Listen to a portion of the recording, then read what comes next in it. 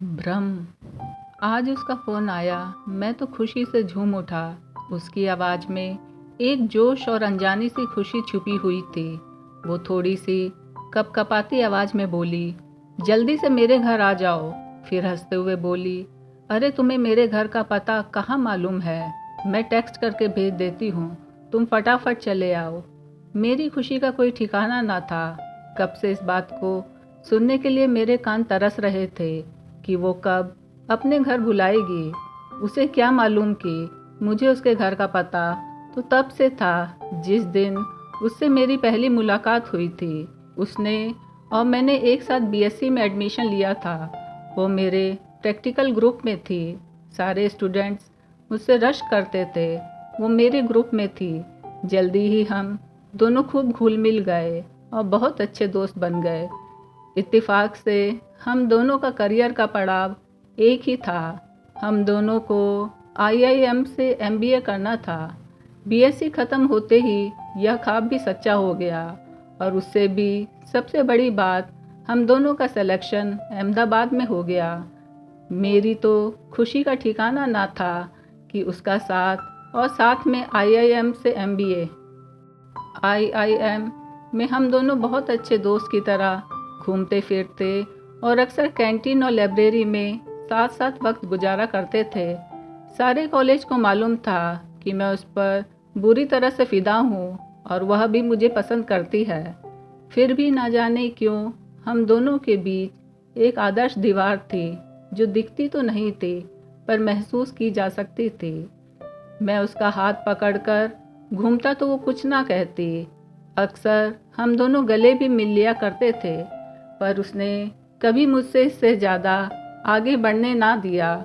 मैंने कई बार कोशिश भी की कि गले लगते वक्त उसे थोड़ा जकड़ लूँ और चूम लूँ, पर ऐसा आने से पहले वो मुझे धीरे से झटक देती और एक मासूम सी गुड़िया बनकर एक मुस्कुराहट मेरी तरफ डालती और कहती, ऐसी भी क्या बेसब्री है। मैं उसकी इस अदा पे मर मिटता और आगे कुछ ना करता। फाइनल ईयर में कॉलेज में कैंपस हायरिंग से हम दोनों को एक कंपनी से नौकरी का ऑफ़र मिल गया। शाम को जब हम सेलिब्रेट करने गए तो मैंने उससे पूछ ही लिया कि तुम मुझसे शादी करोगी। मेरी बात को उसने सुना और हंस दी और बोली, अरे अभी तो सेट हो, फिर सोचते हैं। मुझे लगा शायद सोचती है कि नौकरी करने की 1-2 साल में शादी करेगी। आज उसका अचानक से फ़ोन आया तो मैं हड़बड़ा गया। कल से मुझे नौकरी ज्वाइन करनी थी और अब वो अपने घर बुला रही है। दिमाग में ख्यालात अपने ही धुन में सपने बुन रहे थे। शायद आज अपने माँ बाप से हम दोनों की शादी की बात करनी चाहती होगी। उसके घर पहुँचा तो घर थोड़ा सा सजा धजा सा लगा।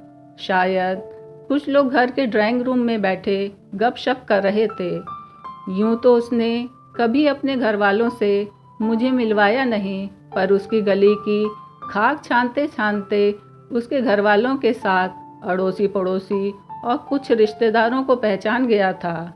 उसने दरवाज़ा खोला और बड़ी गर्मजोशी से मुझे गले लगाया और मेरा हाथ पकड़कर ड्राइंग रूम में ले आई। फिर एक साधारण से दिखने वाले अधेड़ की तरफ इशारा करती हुई बोली, इनसे मिलो, ये मेरे होने वाले मंगेतर हैं। आज ही हमारी एंगेजमेंट हुई है और हफ्ते में शादी करके मैं इनके साथ अमेरिका जा रही हूँ, हमेशा के लिए। ऐसा कहकर वह फिर से मासूम गुड़िया बन मुझे ताकने लगी। मुझे एक जोर का झटका लगा। मैं अभी कुछ बोलता कि उसके होने वाले मंगेतर ने मेरा हाथ थामा और बोला, आपसे मिलकर बड़ी खुशी हुई। ये बता रही थी कि तुम ही उसके सबसे अच्छे दोस्त हो और उसे बहुत अच्छी तरह से जानते हो। एक आध टिप्स हमें भी दे दो। ऐसा कहकर उसने मेरा हाथ दबा दिया। मैं अपने ही विचारों में खोया हुआ उसे एक मासूम गुड्डे की तरह ताक रहा था कि क्या मैं उसे वाकई में जानता भी हूँ।